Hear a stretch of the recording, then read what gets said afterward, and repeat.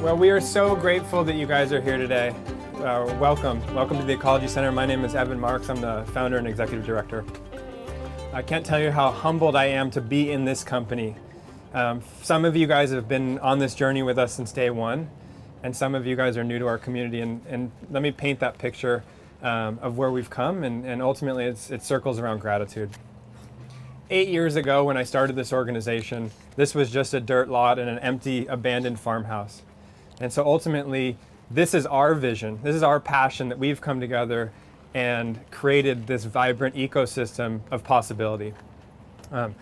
This dinner tonight is so special to me because so many of my favorite people are here, including Alice. And so I can't thank you enough for coming down and being part of our community because you've inspired ours.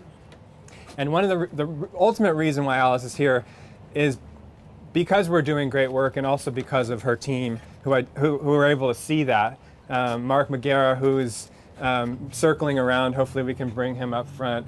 There he is. Mark, I can't thank you enough for making this night happen. So if you guys can, everyone just give a, yeah. Mark works closely with Alice at Chez Panisse, was at last year's Green Feast and saw the magic and said, I think Alice might like this, what you guys have going on. And so we started working over weeks and months to pull this together, ultimately to create a celebratory experience, but to really create a partnership with the work that she has started, the legacy that she's built, and the future that we get to carry together. So I'm so grateful for you, Mark. Liza, thank you so much for wearing the hat of partnership with Edible Schoolyard Project. Really exciting work, and we'll talk more about what that partnership looks like, but ultimately, as you guys have probably been, as the seeds have been planted, our vision is a garden in every school, and it's really about nourishing all children of all time. So that's what we sit here together for. We sit here together around celebration, and again, it's about gratitude. So in that, I really want to bring special gratitude to the partners that we have in this organization. You guys that are here today not only help make this event happen, but really allow this idea of a vibrant, beautiful, abundant future to be a reality. Again, this is Orange County. 8 years ago, who would have ever thought that there's a capability of this, right? And each of you guys have brought your passion to make this happen. This is not about me planting the seed, this is about us showing up at the table. And so, those partners some of you guys have been literally watering the seed since day one. And I'm so grateful for your support. The Mercer Foundation has been crucial to our work, literally watered the seed from day one and still stand closely by us. Kelly Smith, thank you so much. Living Peace Foundation, Center for Living Peace, been a partner since day one as well. Ann and Jim Shea, you guys are an inspiration. Thank you guys so much. Kia and Steve, you guys are great partners. Thank you guys for supporting the night. The Arduous Family Foundation, new friends, thank you guys for coming. Microsemi, the Petersons, where you guys at? Thank you guys so much. 10 Ag Tech, where's Jonathan? I was just taking photos with her. Krista, thank you guys. Jennifer and Anton Segerstrom, thank you guys so much. Also very strong partners since day one. For Earth, the lakes, are they here? Yes, right, thank you guys. Palos Verdes School, Diana, she's right around here, thank you. Dr. Bronner's, Eco Scraps, Chef's Toys, Whole Foods Market, all great partners.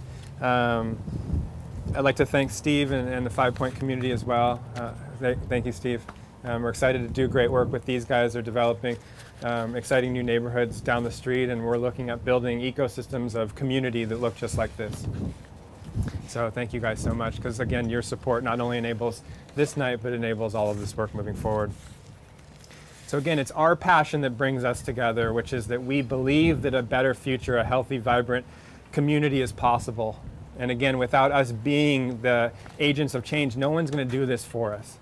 So this work has always been about passion for me as well. And I want to tell you a little bit of story about how my passion got to standing here in front of all of you guys that I admire so much. The Ecology Center is a model for abundance and positivity. And, when I was a teenager, I grew up in Orange County. Community has always been something I've searched for. As a surfer, growing up as a small surfer, I found community among surfers. As I was a teenager, though, I started volunteering with the Surfrider Foundation, and I started understanding that in this dense urban environment, but basically globally, we have a negative impact as humans on this planet.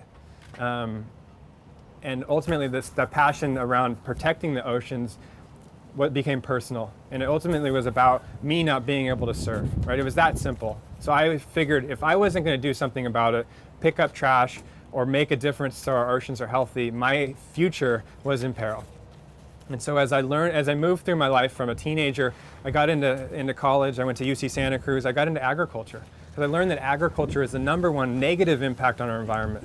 So what sustains us is what's poisoning us, right? Because everything revolves around the ocean, and if we're contaminating the ocean and then everything in between, and that's how we sustain ourselves, we're doing something wrong. So I got into the study of agroecology, which is ultimately about regenerative agriculture and how do we feed humans while regenerating this planet. And that work took me from farming in Santa Cruz to an international journey over 6 years, working in many different countries of Latin America, working on building communities, regenerating landscapes through agriculture. And in the tropics, I was working in Costa Rica for 6 years, ecosystems regenerate so quickly. It's so beautiful to watch how abundance can be created. You look around you right now, everywhere you see beautiful people, but you also see an ecosystem that's functioning. This garden is self-sustaining, but it provides an amazing amount of bounty. So here's an example of some peaches. In the tropics, it happens even faster. This is 8 years in the temperate environment. The tropics, we're over hundreds and hundreds of acres. We're regenerating landscapes and feeding thousands of people. So I knew it was possible. That work took me to Africa, where I was doing some similar ideas around building community around food. But what I started to articulate for myself was community. And as much as I loved working in Africa, I had a deep down, ultimately a calling for getting back to my community. As much as I never thought I'd come back to Orange County, I came back and I was lucky enough to find this old farmhouse in a dirt lot. And I said, you know what? These ideas could take root here. I believed that they could, and I found people that believed in that dream.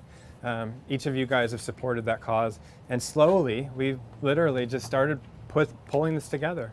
We started planting trees, we started building programs, we started hosting festivals and events, engaging our schools and children, and all along the way, building community. And it feels so good to be here in Orange County with you guys, because the possibility for change in Orange County is greater than anywhere else. There's over 3.5 million people in this place, and the consciousness of possibility hasn't yet been shifted. And so we get to do that. We get to design what our future looks like, and if we don't do it, no one does. And so around gratitude and around community, a lot of what I'm saying has been an inspiration from Alice. And so again, to come full circle, to be standing on the stage with you, I went to school in the Bay Area, like I said, and a big fan of Alice's work for so long, and it really is a dream come true. And so that's my story, and that's what gets us here. And we're going to talk a lot more throughout the evening about how we can all be catalysts for change and how the future is much more abundant than we ever imagined. But it does take us, each of us participating. And the seeds that Alice planted a long time ago are just coming to life. I know Alice is celebrating 45 years at Chez Panisse this year, which is amazing. Right, so for those of you guys, everyone here is very familiar with Alice Waters, of course, a true founder of this movement that connects us to food and a regenerative community and culture. Again, what feeds us can regenerate us. What can sustain us really can build an amazing relationship to each other and to the landscape around us. So it's the opposite of the status quo of current. So I wondered if Alice could talk a little bit about some of her early inspirations as I've talked to you about mine, and kind of take us on a little journey. Take you on a little journey. Thank you, Alice. Thank you guys so much. Great. Well, I'd just like to say, that these are not my ideas. These are not my ideas. These are ideas that have been around since the beginning of time, the beginning of civilization. Growing your own food, taking care of the land, eating with family and friends, celebrating the harvest, eating locally. you know, taking care, thinking of food as precious, building community. All of those values are inside us. And I had the very good luck to go to France when I was 19. And I was edibly seduced, you might say. And I went down to the bakery, and there was a wood oven, and I smelled the bread, and I bought the bread, and I came home to my little apartment with some apricot jam and some of that great French butter. And I said, "Ooh, we got to go down there tomorrow."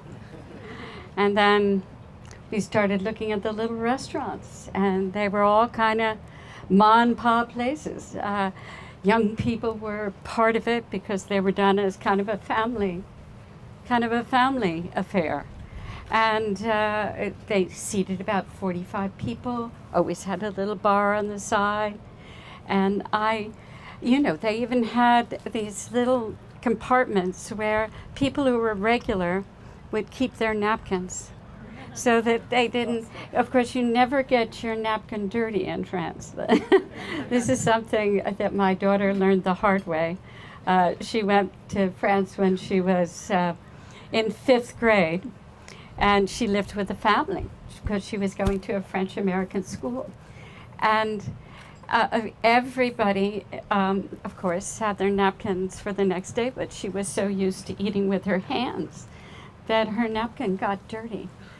And her mother, her French mother, had to wash out these napkins every night and hang them on the little rack over the radiator.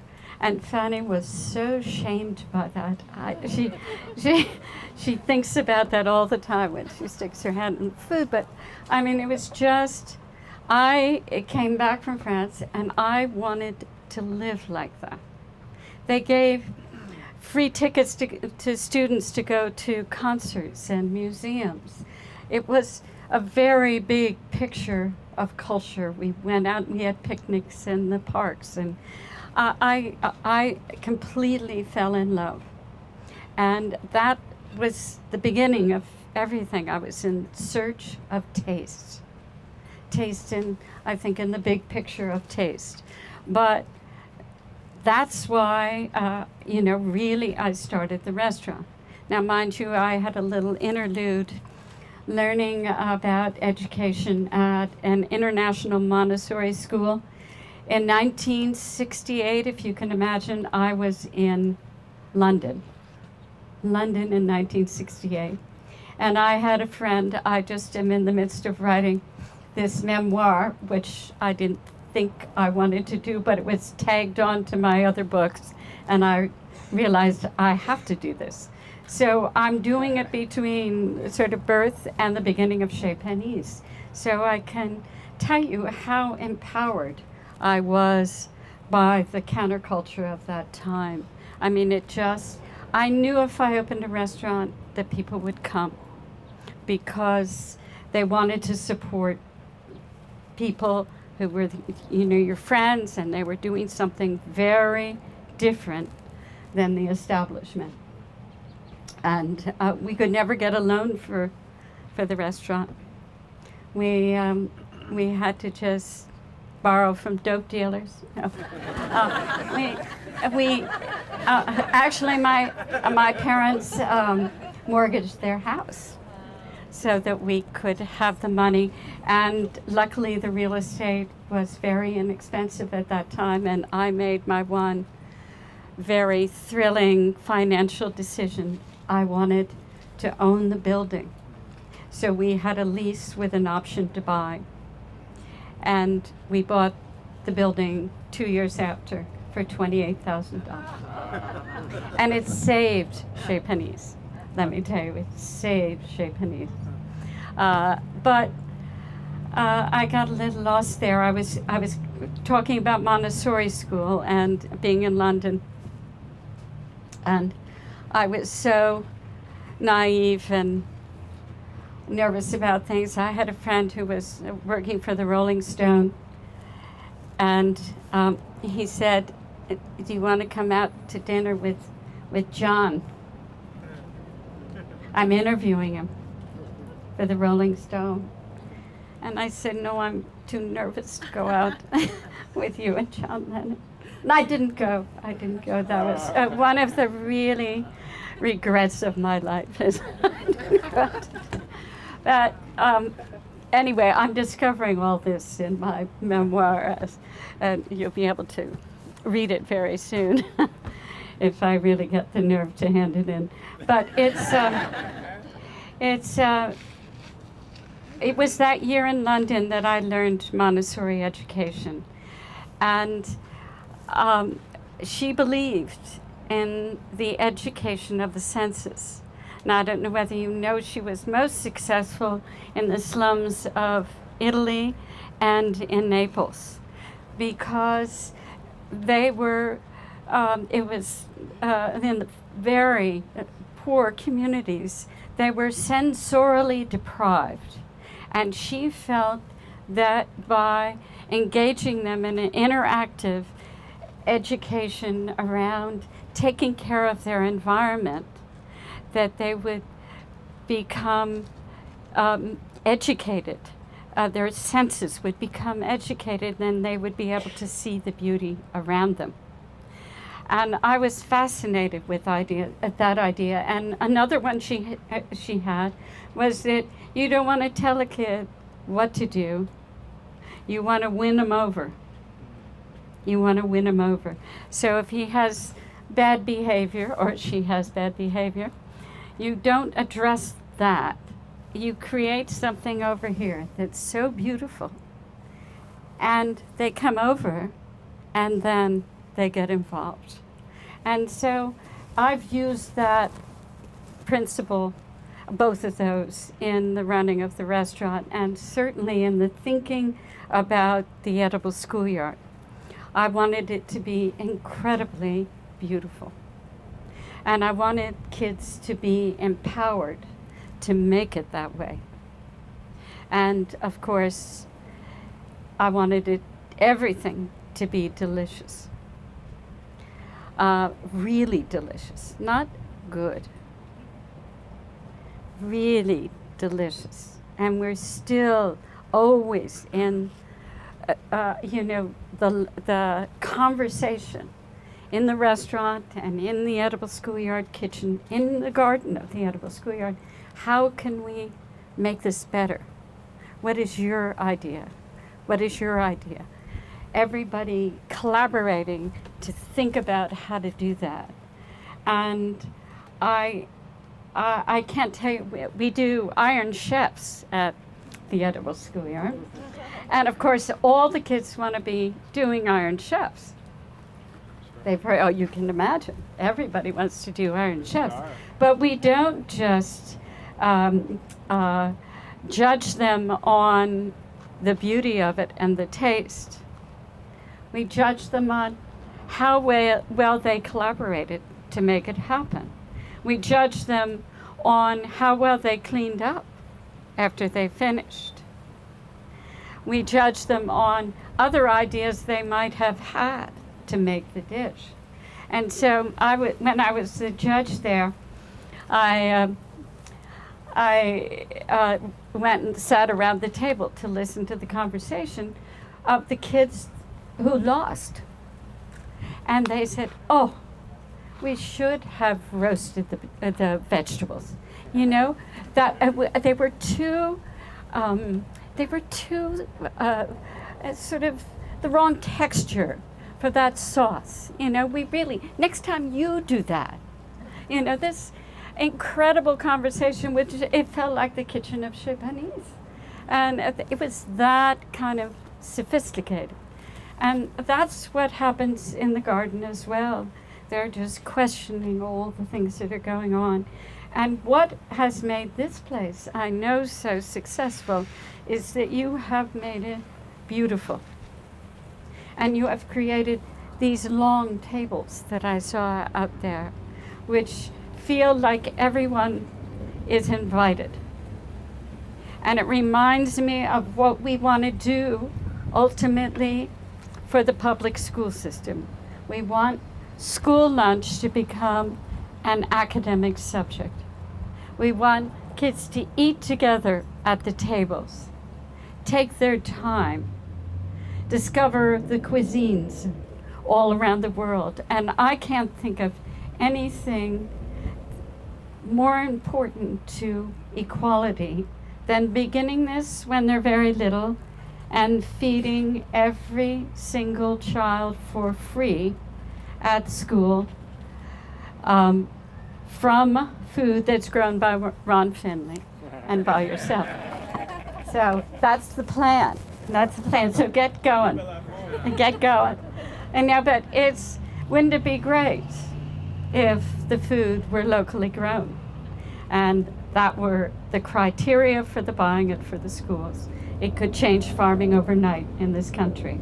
20% of the kids are in school. So I'm wanting a soda tax to begin to make these projects real, because people need to see the change that we're going to make in the world. They need to walk into it and believe in it. And so I don't know whether this begins city by city or state by state. Ultimately, the government needs to believe and to pay for it. But we need a soda tax so that we can begin to make this happen.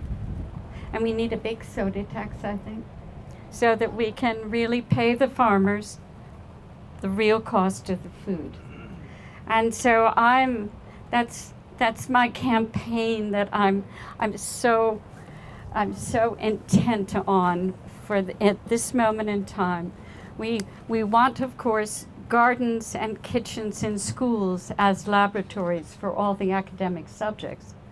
But the school lunch right away would end childhood hunger and bring the values of the farmers into the schools.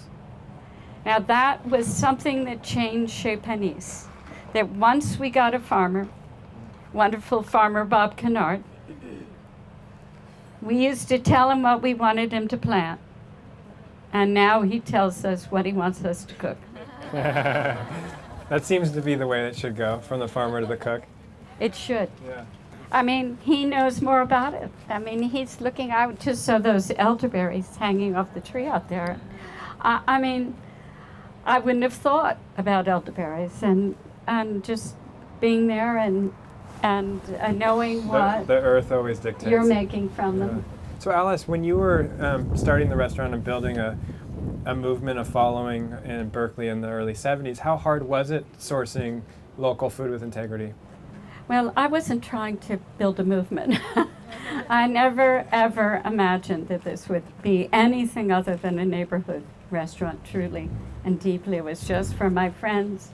And we were on the lookout all the time. So we were going to farm stands at the beginning because nothing tasted really good like it did in France. And so we went to Chinatown because they were hanging the ducks, but I'm not sure the ducks were being fed anything divine, but they looked like a French, butcher shop.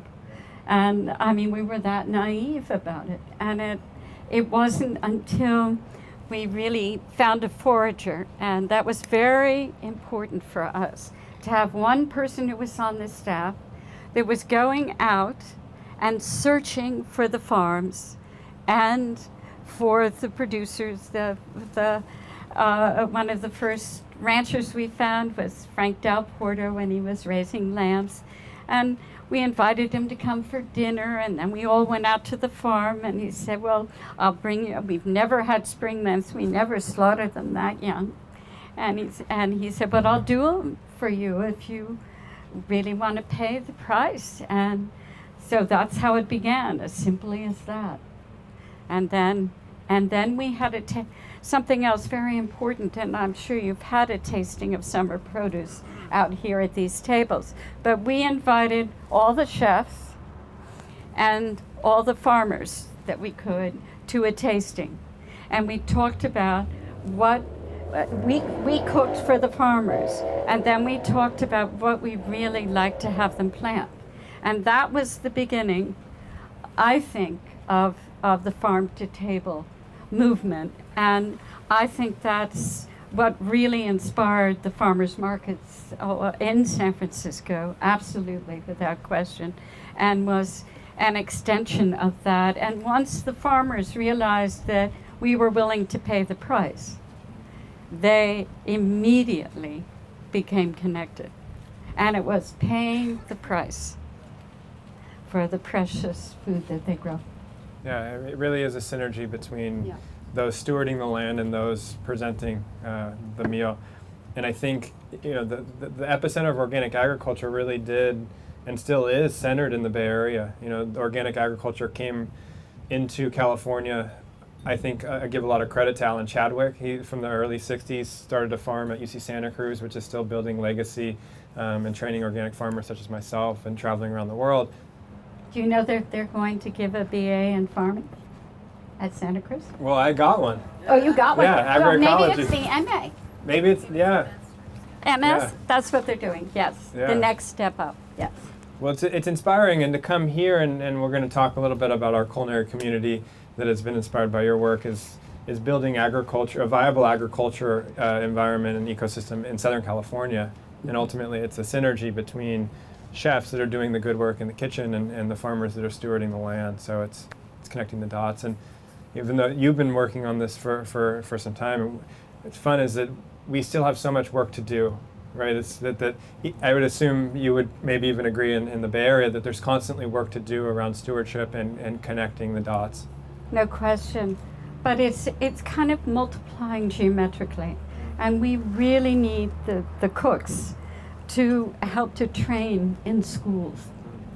Because it's really, no one has been trained to cook real food. And even if we mandate that, we're going to need a food court times, thousands. And it's going to take the people who have been doing this to be the teachers of this. And the University of Massachusetts had a big convention for cooks just recently who want to cook in schools, and I was very impressed with how many people they gathered and the conversation. Well, I was very impressed by when we sat down for lunch at Chez Panisse a couple months ago, and you talked so passionately about the reality that we could nourish all of our children, right? That we get to choose. It's not one of us, but all of us. We rally together, and our mission at the Ecology Center is really about building garden ecosystems, because these are not only incubators of thought and creativity, but they teach stewardship, and they teach community, and they teach all of the beautiful things that happen in spaces like this. And to bring that into the cafeteria, to bring that into the school lunch program is so inspiring. We're so excited about partnering with you guys in the Edible Schoolyard Project. Absolutely. Well, I just thought I'd hold up this map. Maybe you could hold up the map. 5 years ago, we decided to try to really collect all the best practices from around the world. People who had gardens in schools, kitchens, gardens and kitchens or curriculum. Now, this is only, represents 3,500. Turn the other side, because it's really impressive when you see this side. Now, there are, in the last 2 years, this was 2 years ago, this was printed. And right now, there are 2,000 more in 2 years that have taken the time to put their information in this system. And they talk about what they do. So it will be, we want a whole plan for K through 12 and beyond. But K through 12, absolutely. So when the time comes, we can just roll it out. We're working on a high school right now in Sacramento called Edible Sac High, where they want a student-run cafeteria. And this is something that I really want to have happen around so people can see that that could work as a way to tie their curriculum together and to keep kids in school. If they're doing the outreach for it, if they're actually baking the food, they're doing the psychology of interviewing the students for what they want, the whole 9 yards, the statistics, the budget, they're going to know how to run a business. And it's, it's right at its beginning, but anybody who knows of a school that's ready to go all the way at high school, I'm ready to invest. To dig in. Yeah. I thought it might be great to open up the floor to a couple of you guys that have questions. I know our time is a little bit limited. We'll move, dinner guests will move from kind of reception one to further into the garden around an exploration. But if there are a couple questions. I feel that Yeah. it's not necessarily the schools, it's the administrators and the system that they don't, it's almost like they don't want this to happen. Right, so Ron's, for those of you who didn't hear, Ron says it's not only in the school, it's a system-wide challenge. Administrators that are challenged by the idea of abundance, maybe. And I think that... No, challenged by the idea of education. Of Yes. education. And somebody being self-sustaining, they're really challenged by that because they want it wrong. Well, I think, we can go into education, the many educators in this space, and I think the difference between where the pedagogy of education is now versus where we need to go is it's about collaborative, so that teachers are equally invested as a student in the classroom as students are. And so if we're all on this adventure of learning, and it's all sensory and it's experiential, then the outcomes and the experiences look different. So. Well, I think you're really right that they are very resistant, and it took us a long time to kind of win them over. But we invited them to Chez Panisse for lunch to have their meetings. They like that. They like Sure. one way to really and bribe them with It works food. every time. It Bribe them does with food. work every time. But you don't have to just bribe them with food. It's all of those. You could, well, yes, it is bribing them with food. I was just thinking one thing that always works is when you cook bread in a wood oven. There's not one person that doesn't want to eat that because it's something really primal, both the fire and the bread making. And when they eat that, they want to come back again. And so we have to create that kind of experience in the schools. I mean, the teachers are so poorly paid. I mean, it's like the farmers. So I'm imagining we have to lift up the job of the farmer with the teacher and make it something really important for this country. Education, I mean, what are we educating kids to be and to do? I mean, right now it's to get a job and spend a lot of money. And the good news is that there's so many examples of vibrant communities around schools. I was at a school yesterday called Palmquist Elementary. They've created a social enterprise where the second course greens came directly from their greenhouse in their garden. So it's also kind of expanding the storytelling capabilities of these people that are doing great things, because the superintendent of that district is bringing agriculture to almost every school and trying to figure out how does he really transform the culture that has been inherited. And so that's exciting, and it's just the very beginning. So we got to keep that going. One more question, Jonathan? Yeah, I was gonna. So the French, your journey started in France, and the French, of course, already have a pretty unique system about the way children are expected to place the food in school. There are rules about the time spent dining, rules about setting a tablecloth, rules about the supervisor being subservient to the local chef in the French school system. Do you want to talk a little bit about that, how that might play into what we can do in America? Well, I presume a lot of you have seen Michael Moore's film. And so you saw that little scene in a French school where the kids are all sitting around talking about their cheeses. I mean, it's a very charming little bit. And he tries to feed them a Coke, and they're saying, what? What? No. And he says, oh, come on, you want to taste it? It's got sugar in it. No. No. And then he finally gets somebody to drink a little sip, and she, well, okay, it's okay. But it was, I mean, I loved it, but I a little bit know too much about what's going on in terms of French farming and food, and French pride. Mind you, I am deeply a Francophile, but I have watched the food change over 45 years. Now I'm going to Italy. No, I am.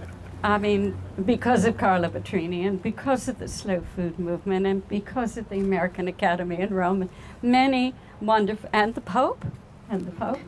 Do you know he planted a garden on his palace lands? Did you read that story? And he's even got raw milk that he's selling. He says, I never go out there, so why don't we make it into a garden? It's all organic garden. I'm going to go visit. Fall we go. But what I wanted to say is, you know, the French are the third biggest users of pesticides in the world. And when they moved the market out of Paris, they gave priority to international vendors that all came in, and they marginalized the local people. Now, they're very good at presenting food in a marketplace, and it always looks beautiful. Whether it's organic or not, you have to really ask, and you have to ask the right questions. It's the same thing that's happened here. Everybody's co-opted our terms. What is sustainable? What is grass-fed? What's even organic? People use that. And we have to hold on to the things that they cannot take. And one of them is telling the truth. And another one, I think, is community.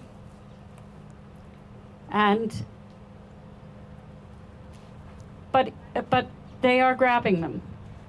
And we have to demonstrate another way of really being. We cannot use the same sort of fast food advertising.